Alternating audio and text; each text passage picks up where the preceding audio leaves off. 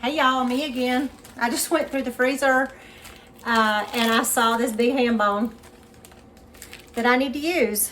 And so I'm gonna put a piece of ginger and this ham bone in my Instant Pot.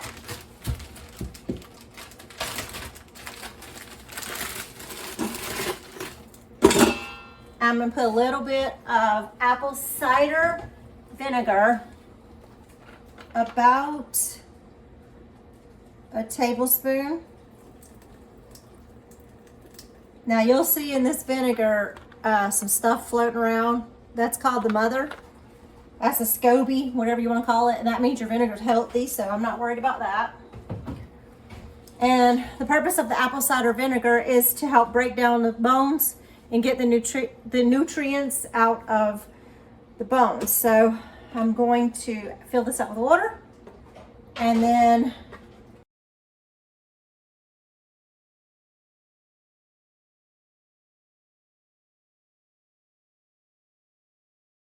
so there's a mark here, max 2/3 of the way, so I'll fill it up with water to there.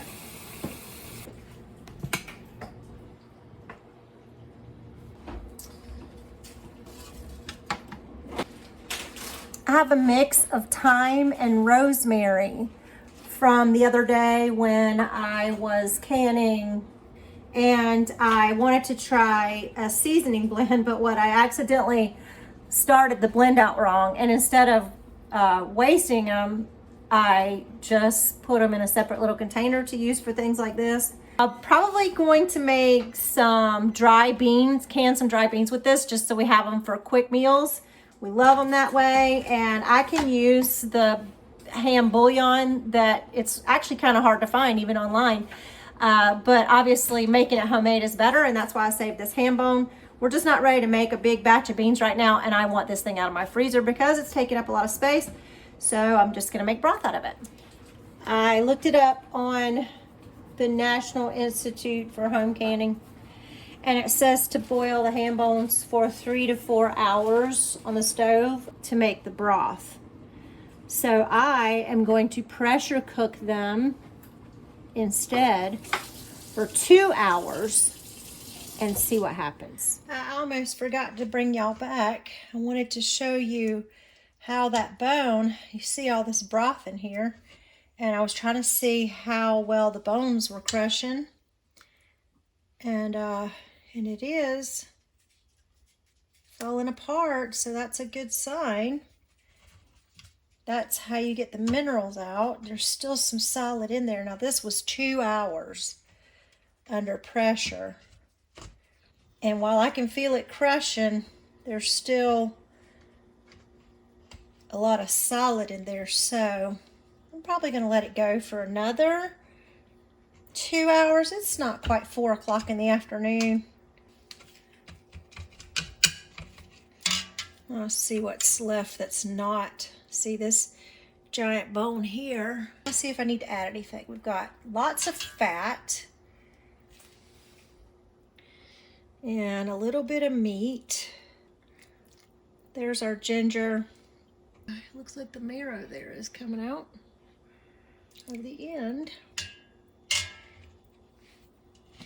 So yeah, I'm just gonna crush what I can to release those minerals, and then it looks like we have one big bone and then the other one crushed down, so that's a good sign. I'm going to add some salt,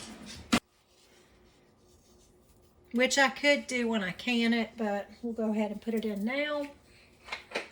I have some moringa that I powdered, and so I'm going to put a dash of that in there. This is just kind of add a little extra minerals, a little extra flavor. Oh, that smells so good. We're going to have a green ham broth. I didn't even think of that. That would be funny. A green ham broth. Yeah. I'm sure that will go over well. Good morning. I was reminded to wear my apron when I'm cooking in the kitchen. I wanted to just check up on my ham broth that I have had in the crock pot overnight. It's my Instant Pot, but it does have a slow cook. And so we're going to take a peek in here and bring you up close.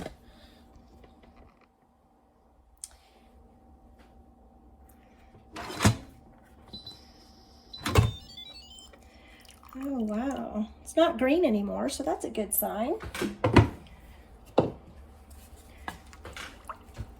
And there are no chunks of anything. That's good. All the fat has disappeared pretty much. I mean, there's still a little bit of fat here, you can see, but those bones, they are disintegrated, which is perfect. So now I'm going to turn this off. And I don't know if you could hear that crunch. I just crunched that, which tells me that the fact that I can crunch these bones, these are the bones, this is bone marrow, that this is pretty much done. We have zapped all the nutrients we're going to get out of here. And here's a piece of bone right here. Let's see if I can show you the crunch. Oh, and there, it just crunched that easy. Pretty neat. So I'd say it's ready. It's time to cool it a little bit. Of course, you want to hot pack it, but I'm going to cool it a little bit, and then I will strain it and can it.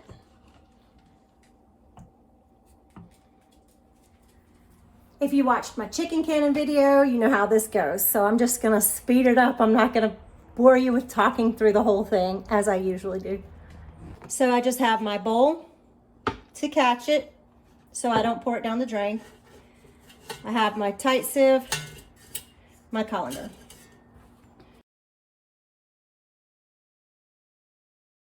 You can see here there's little chunks of meat and things like that in there. Those, they don't have much nutrition left in them, I'm sure, after cooking in the pot for so long.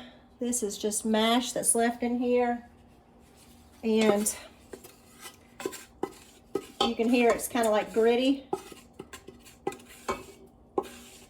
Now I'm going to get that out so I can wash this pot. And I'm not going to push this down very much. I'm going to leave it here and let it just kind of drain a little bit so we get all the yummy goodness out of that. And then I will feed that to the chickens. All right, I'm back, and I'm going to strain this broth again, this time through a cheesecloth, because I don't want any of that grit in my ham broth. So I've got all this broth, and there's lots of fat in there, which I don't want. Hey y'all, I'm on the canning porch, and I've got the windows open. It's like 70 degrees out here. It's beautiful. So I'm going to use my granny's old Presto canner. It holds 7 quarts. We are nowhere near going to get 7 quarts out of this today. This is an 8-quart pot, and it is only about to here. So we're probably going to, we might get 3 quarts by the time we get the grease off of there. But anyway, I want to show you this Presto up close so you can kind of see how it's different than the All-American. All right, so with this Presto canner, it's a number 21S, and it is very old. It holds it says 21 quart, but that doesn't mean it holds 21 quarts. It actually only holds 7 quarts, and that's why we upgraded to the All-American. But anyway, I have, it's a dial gauge, and I have checked by looking through this in the light to make sure that I can see daylight through here, nothing's clogged. And then you also have to check the gasket to make sure that it's not dried out. This is a new gasket. And unlike with the All-American canner where you have to put oil around it, you do not put oil on this. So I'm going to bring you in a little bit closer where you can see the inside here, this basket. You can see how old and worn out this is, but it works.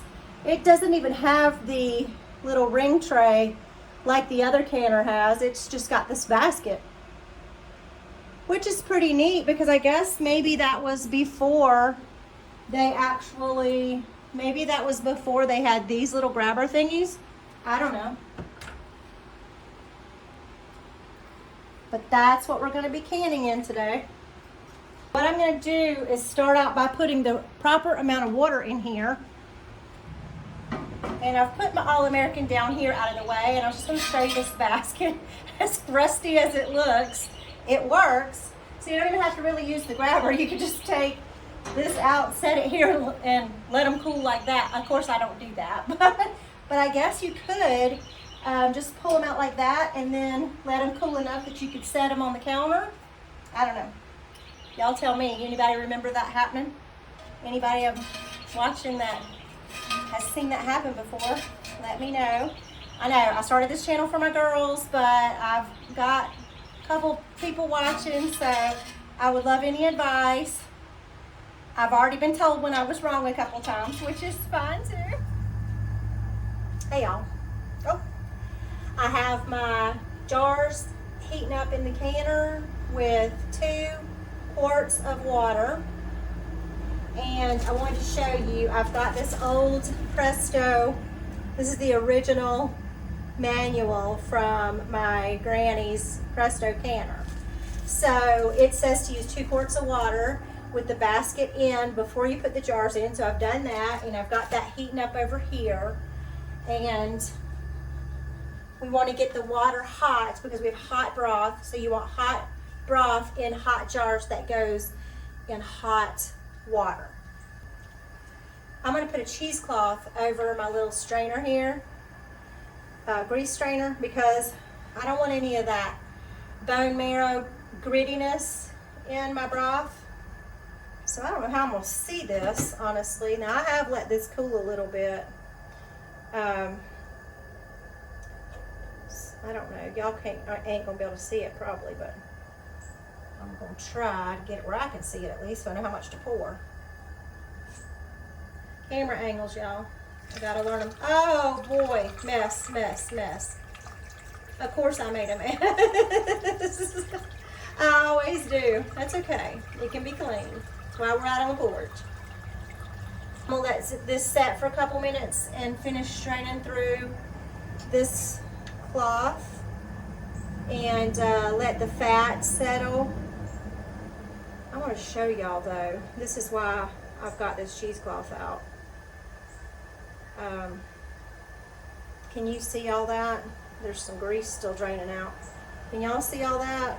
That's grit from those bones. So we definitely do not want that in our jars. Let me get our jars out. So I have hot jars here. All right, y'all, we know we got at least 3 quarts. So I pulled 4 hot quarts out of the canner that has heated up. And I'm going to make sure that I don't get any of this grease in there. Got me a little jar here I'm gonna put the fat in, so I don't want to waste anything. And that fat is green because of that moringa that we put in there. I'm not sure why it usually grabs the, it gravitates to the fat, but it does. This is my vinegar, y'all. I'm about to turn it over.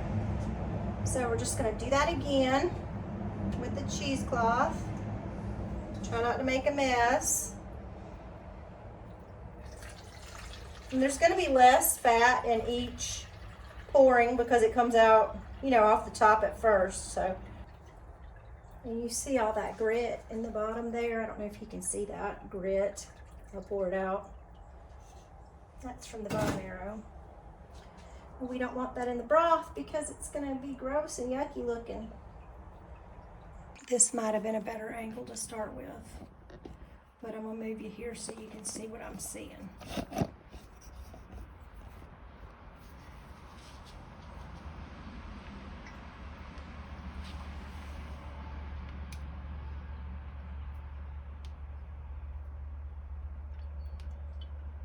I don't want that grease to get in there.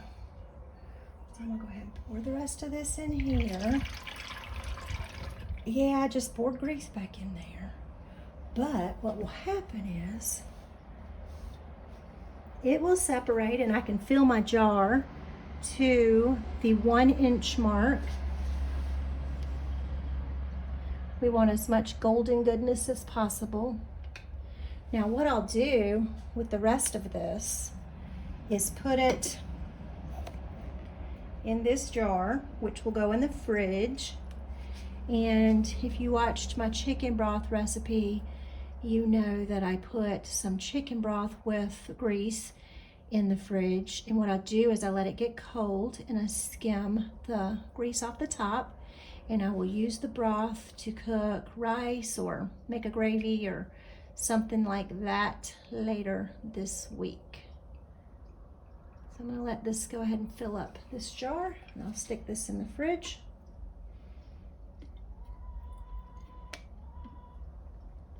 No waste.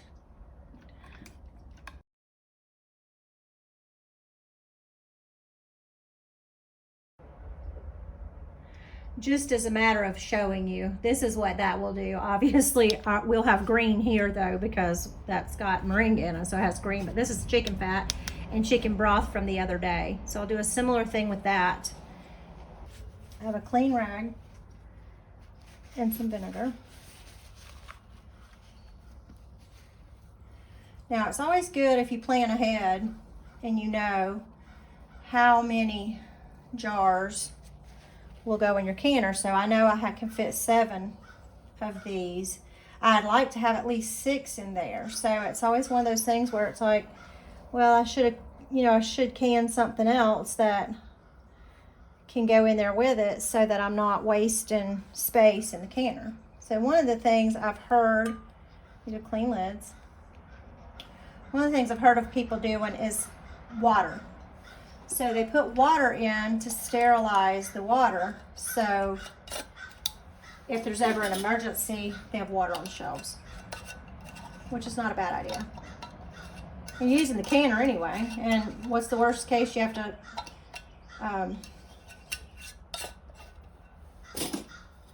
the worst case would be your jars. You need your jars, and then you have to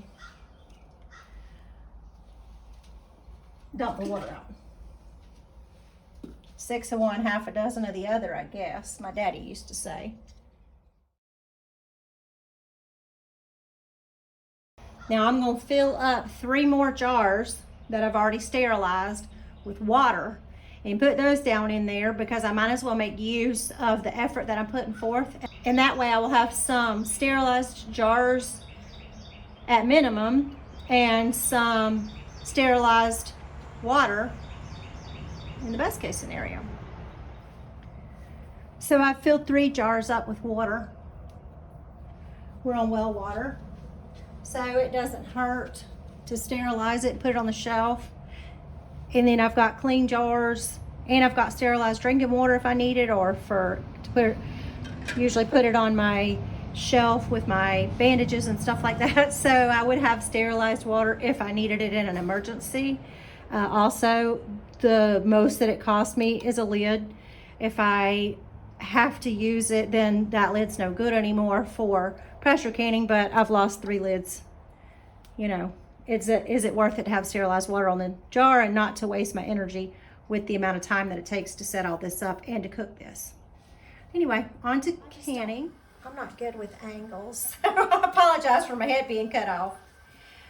One thing I read about in this that's interesting in this pressure cooking and canning manual, the modern guide, it does say in here that step 18 is to watch for steam to come from the petcock. 17 says place the cover on the cooker and lock in a closed position. That's this, closed position. Use maximum heat under it. Be sure petcock valve is wide open. If you look at this, it has, make sure you can see that. If you look at this, it says open on it. Isn't that interesting? So when you do that, when you turn that, it opens the top here. It's just a little screw. But one thing I don't do, just because I've learned from watching other videos, I just leave it off until the pressure has released for 10 minutes. It does say in step 18, watch for steam to come from the petcock. Allow steam to flow freely for 7 to 10 minutes to eliminate all air pockets. Then close the petcock. Well, I can tell you right now, from experience, this thing gets real hot. So her hand on here, or his hand, whoever that is, moving, that's not going to happen. So I just leave it off and it works fine. Let it go for 10 minutes and then and then I put it on. So this says open, but I have closed it. So when it's time, I'll set it on there. But I just want to let you know that is one of the reasons you want to read your manual. Go online and read it, but for your specific canner, because every single canner has its own guidelines. And even though this says it's the modern guide to pressure canning or pressure cooking and canning, things have changed, I'm sure, since this book. This book is probably older than I am, and I'm 50. Yeah, it is. My mama remembers her granny canning it, you know, in a canner like this. So I don't know, y'all, what age this thing is, but I do know this is old. This book is old. The instructions are old. It doesn't mean that's not how you use the canner, but you know, when you're canning, you got to know how to use your specific canner. And good thing with technology, if you don't have your old book like this, you can go online, and Presto does have them online. You can pull down a PDF and just read it on your phone, your laptop, your iPad, whatever you use. So just a tip on that. And that may be obvious to some people, but you know, it may not. So anyway, I thought it interesting. So I've got this closed, and you'll see I'm starting to see a little bit of steam here. So I'm gonna wait till it gets a little more solid, and I'm gonna set my timer for 10 minutes. And then I'll come back when it's time to put this on.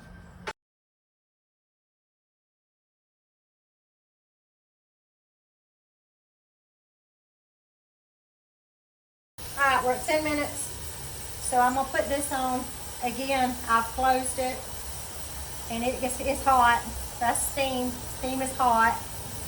So I'm gonna put this on best I can without burning myself. There we go.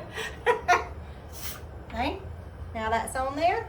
And now we'll start to build pressure up here. Now I'm gonna look for my pressure to go here at least to 10, because 10 is 240 degrees, which is the kill zone for botulism and other things, and that's why we go there. So we want it to be at least 10.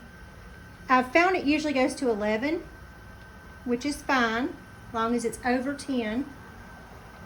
So now I've reached my 10 pounds of pressure.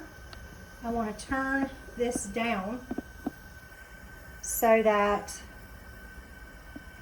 we stay at 10 pounds. So you want to turn it down slowly.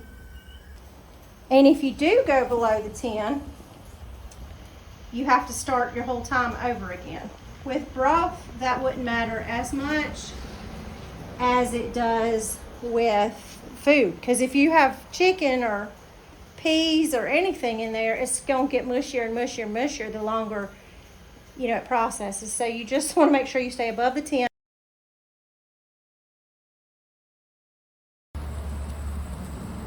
Now my timer's about to go off.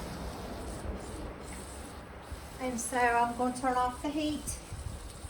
Do not do anything. Just let this sit. It's been above 10 for more than 25 minutes, which is what it needed to kill off any botulism or other bacteria or germs or viruses that might be inside of it. And so now it is safe if the jars seal. So what I'll do now is I've put a timer on it to see how long it takes it to come down.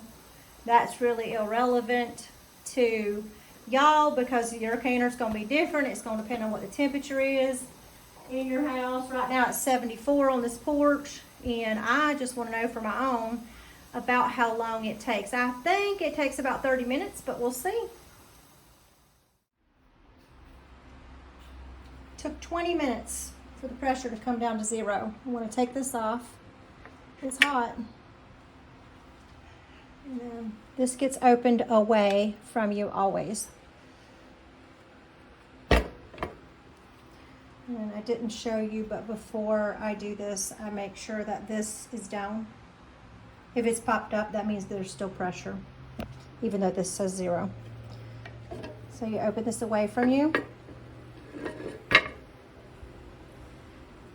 And the instructions on this one indicate to leave it like this for a few minutes before you take the lid completely off, just to let it equalize a little bit better. So it's been about 5 minutes, and I'm going to take this the rest of the way off.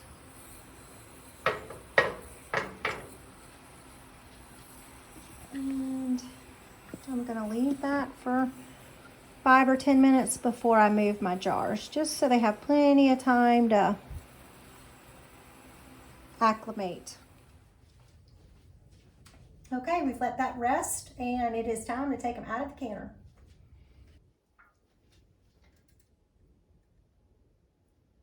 All right, thanks for visiting with me today while we canned up some ham broth and water.